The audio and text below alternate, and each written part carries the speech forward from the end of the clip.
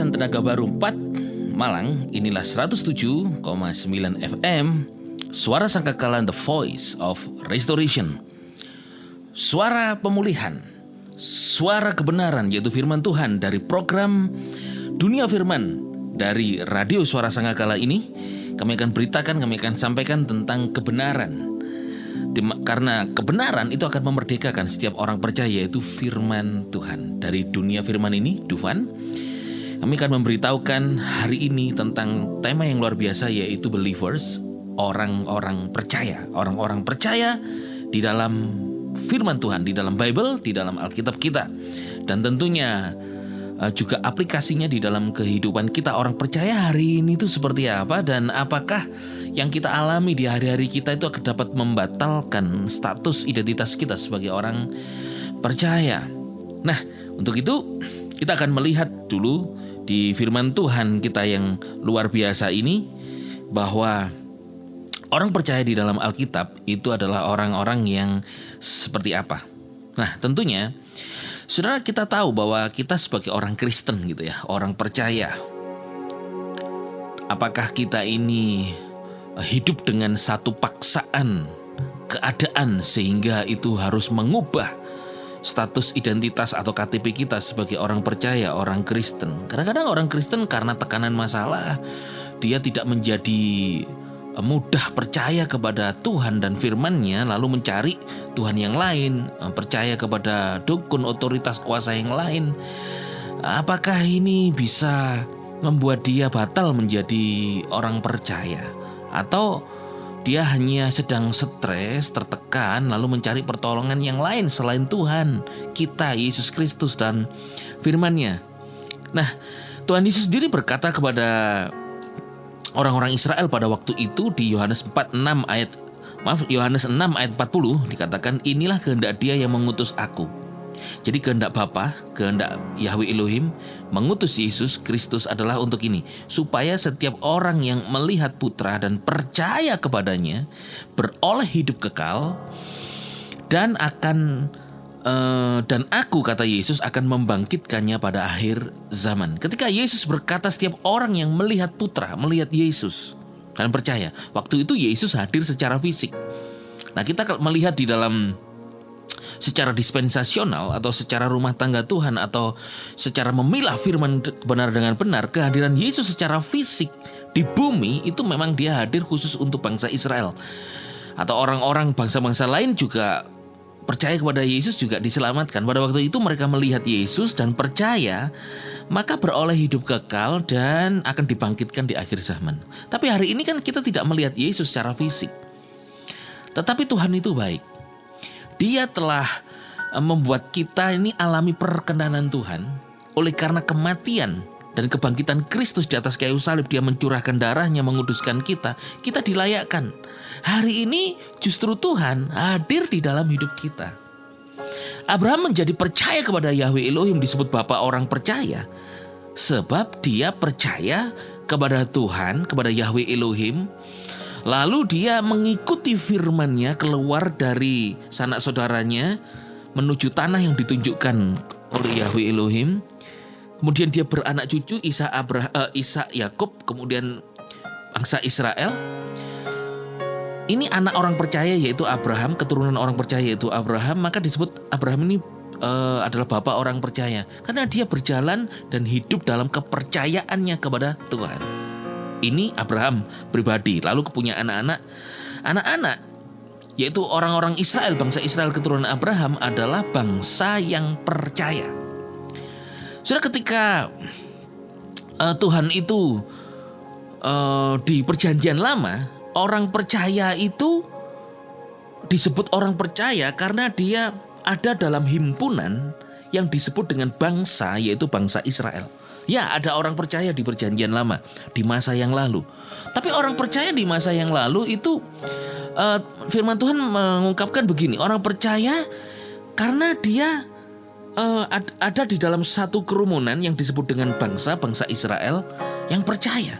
Jadi bangsa Israel umat pilihan, umat yang percaya. Makanya seringkali firman Tuhan berkata, Tuhan hadir di tengah-tengah umatnya. Itu ciri dari bangsa yang percaya. Tuhan hadir di tengah-tengah umatnya. Israel ketika dibawa keluar dari Mesir, di perjalanan di padang gurun menuju tanah Kanaan, itu ada kehadiran Tuhan di tengah-tengah umatnya, yaitu berupa siang, berupa tiang awan yang menyertai mereka, malam tiang api. Seperti tiang awan di tengah, gimana itu lagunya ya gitu. Itu Tuhan hadir di tengah-tengah mereka. Salomo berdoa, Tuhan hadir di tengah-tengah umatnya. Ketika Salomo berdoa di bait sucinya, di tengah umatnya, Tuhan hadir di tengah-tengah. Berarti kalau ada banyak orang, di tengah-tengahnya Tuhan hadir. Itu ciri kehadiran Tuhan di masa lalu perjanjian lama. Jadi di orang percaya, sekumpulan orang percaya, itu ada Tuhan yang diam dan hadir ada di tengah-tengah umatnya. Nah, God's Beloved, warga surga, nanti Bapak Ibu Saudara bisa bertanya kepada kami tentang hal ini. Sebelum ada pertanyaan, saya jelaskan dulu bahwa di perjanjian lama atau di masa lalu, orang percaya dalam Alkitab itu di masa lalu itu sebuah bangsa. Dan Tuhan hadir di tengah-tengahnya. Bangsa lain ada yang percaya, seperti Rahab, Ruth gitu ya. Rahab itu orang percaya ya. Ada bangsa lain yang nggak percaya jadi percaya. Perempuan Sirofenisia, perwira itu dengan yang datang kepada Yesus dan percaya. Mereka juga disebut orang percaya. Tetapi program Tuhan pada waktu itu orang percaya itu nation, secara nation. Nah, pada hari ini Tuhan mengubah programnya. Tuhan mengubah tata aturan rumah tangga dispensasional, stewardship, oikonomia berubah. Hari ini orang percaya bukan lagi sekumpulan yang disebut dengan sekumpulan orang. Itu kalau sekumpulan orang itu eklesia. Hari ini gereja. Tapi Tuhan hari ini bukan hadir di tengah-tengah kita ketika kita berkumpul. Tidak demikian. Tapi saya tidak menyalahkan firman ya. Itu betul kita ibadah ya. Lalu worship leader berkata, Tuhan hadir di tengah-tengah kita, amin. Ya Jumat ya amin aja, saudara. Tapi kita perlu diajar firman Tuhan bahwa orang percaya hari ini itu bukan sekumpulan orang percaya, bukan karena Tuhan hadir di tengah-tengahnya, tetapi Tuhan hadir di dalam diri orang itu. Yaitu apa? Firman Tuhan berkata, kita telah ditebuskan oleh darah Yesus, ya toh? Setelah kita ditebus, firman Tuhan berkata bahwa tubuhmu adalah bait Roh Kudus. Tuhan hadir di dalam kita. Dikatakan di 1 Korintus 6 ayat 15, tidak tahukah kamu, nah kamu ini adalah single, bahwa tubuhmu adalah anggota tubuh Kristus. Nah, sudah. Kemudian dikatakan juga di ayat yang ke-19, tidak tahukah kamu bahwa tubuhmu adalah rumah Roh Kudus. Jadi Tuhan hadir di dalam hidup kita. Kuasa Roh Kudus ada berdiam di dalam kita. Itu adalah Tuhan di hari ini, saudara. Jadi Tuhan hadir, Roh Kudus hadir di dalam kita. Hari ini orang percaya itu di mata Tuhan secara personal hadir di dalam kita. Bahkan Kolose 1 ayat yang ke-7 dikatakan Christ in you. Kristus di dalam kamu. Kamu telah dibaptis di dalam Kristus, kamu telah mengenakan Kristus, Galatia 3:27. Jadi, saudara, orang percaya hari ini adalah pribadi personal di mana Tuhan hadir, Immanuel menyertai kita di dalam kita. Tapi kalau dulu sebelum Yesus mati di atas kayu salib menebus kita, orang percaya adalah sekumpulan orang, yaitu bangsa, khususnya bangsa Israel, umat pilihan. Tapi hari ini telah berubah dengan kematian Kristus. Tuhan baik, mau hadir dalam hidup kita, yaitu di dalam kita.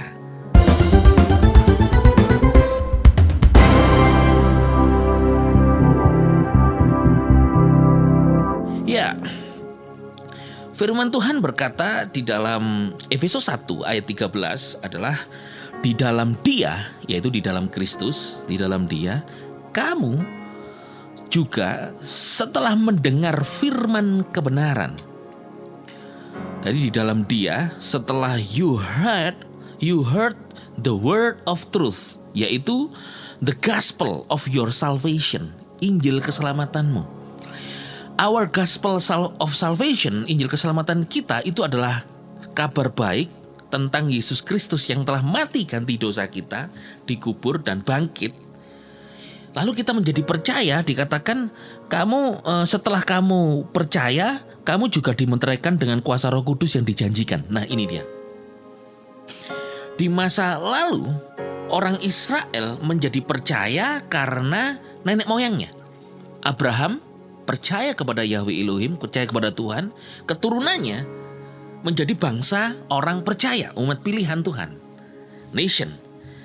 Dan mereka tidak dimeterai Roh Kudus. Sebab Roh Kudus belum dicurahkan bagi mereka. Pentakosta belum tiba, Yesus juga belum hadir. The Word masih belum became man, belum menjadi manusia. Nah, hari ini, saudara, setelah Yesus mati di atas kayu salib, mencurahkan darahnya, dikubur dan bangkit, saudara, pada hari ini, karena perbuatan Yesus, karena apa yang dikerjakan Yesus di atas kayu salib, kita diselamatkan oleh anugerah, lalu kita menjadi percaya, kan? Saat itulah kita menjadi percaya itu. Tentunya kita tidak bisa percaya sendirian karena Roh Kudus. Roh Kudus di dalam kita itu yang membuat kita ngaku Yesus adalah Tuhan. Roh Kudus menolong, membantu kita untuk percaya kepada Yesus yang adalah Tuhan. Nah, untuk itulah kita disebut dengan orang percaya. Roh Kudus itu kepada kita itu memeteraikan kita.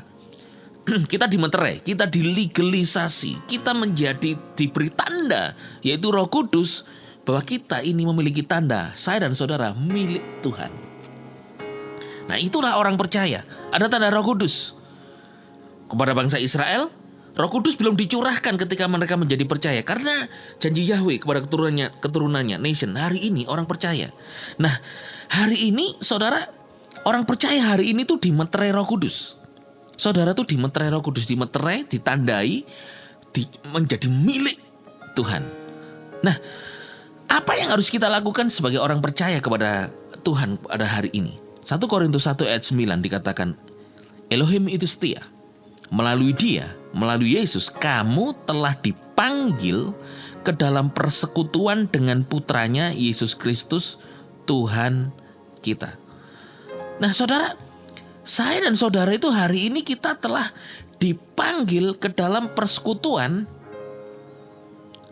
dengan putranya Yesus Kristus. Orang percaya itu memiliki panggilan, yaitu call unto the fellowship of his Son Jesus Christ our Lord. Kita dipanggil ke dalam fellowship, persekutuan itu bersama dengan Yesus Kristus, yaitu in Christ. Jadi saudara, di dalam Kristus, in Christ sekarang ini, kita ahli waris janji-janji Tuhan bersama Kristus. Kita telah di dalam Kristus, in Christ. Kita dibaptis, dimasukkan ke dalam Kristus, kita dalam Kristus. Nah, saudara, di dalam Kristus, di dalam roh kita telah ada di dalam Kristus. Apa respon kita? Beribadahlah. Adakah saudara yang masih beribadah online? Ya, it's okay kalau enggak bisa ke gereja. Hari ini pandemi telah mereda, ayo datanglah ke gereja, beribadah. Engkau beribadah kalau online di rumah dengan alasan sakit, oke. Kalau betul-betul online di rumah, ngikuti online saja. Apakah betul-betul online, saudara? Ya, hari-hari ini banyak gereja yang sudah membuka pintunya untuk kita beribadah bersama-sama. Walaupun mungkin masih ada protokol kesehatan, namun Bapak Presiden juga sudah menganjurkan bahwa boleh lepas masker kecuali yang sakit, yang gak enak badan, yang flu, mending ya pakai masker. Kalau tidak, it's okay. Tetapi Tuhan memanggil kita untuk beribadah. Ingat ya, dalam ibadah, betul firman Tuhan berkata Tuhan hadir di tengah-tengah kita. Ketika firman Tuhan berkata bahwa aku, Yahweh Elohim Tuhan, hadir di tengah-tengah umatku, itu karena pada zaman itu, pada waktu itu, orang percaya adalah nation. Secara nasional, Israel, saudara, Tuhan tidak hadir di dalam diri mereka, tapi di tengah-tengah mereka. Hari ini, saudara, Kalau kita melihat firman Tuhan secara memilah firman Tuhan dengan benar, orang percaya itu bukanlah orang yang berkumpul dengan orang percaya lalu menjadi orang percaya. Bukan. Orang percaya bukanlah orang yang pergi ke gereja lalu beribadah dengan setia lalu itu disebut orang percaya. Tidak. Orang percaya hari ini adalah di dalam dirinya ada Roh Kudus yang membuat dia ngaku Yesus adalah Tuhan dan membuat dia tertuntun menjadi setia beribadah. Saudara, engkau beribadah adalah ada yang beralasan begini, aku mau membalas kasih Tuhan yang karena aku tidak bisa membalas kasih Tuhan.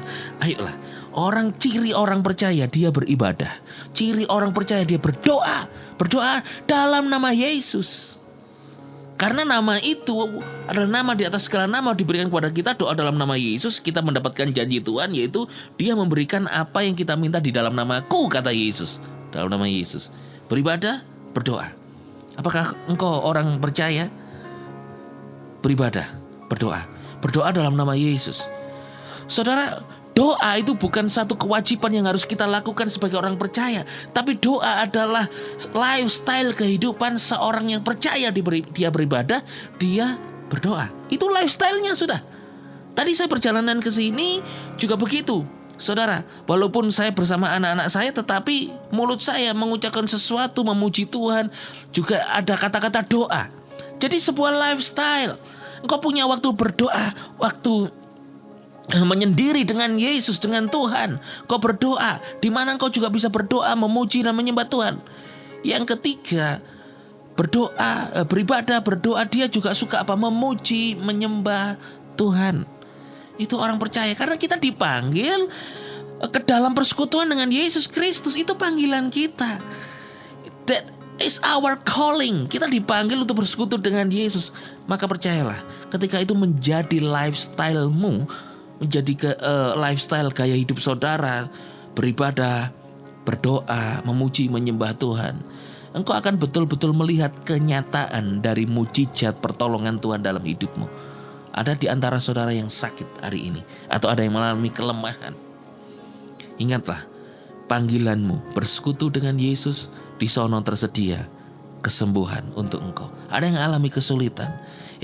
Orang percaya itu tidak bergantung kepada dia bisa percaya atau tidak terhadap firman Tuhan. Karena identitasnya orang percaya. Kesimpulannya adalah kita orang percaya dijadikan percaya, identitas kita telah diubah dari orang berdosa menjadi orang benar, jadi orang yang tidak percaya menjadi orang percaya. Identitas kita itu orang percaya.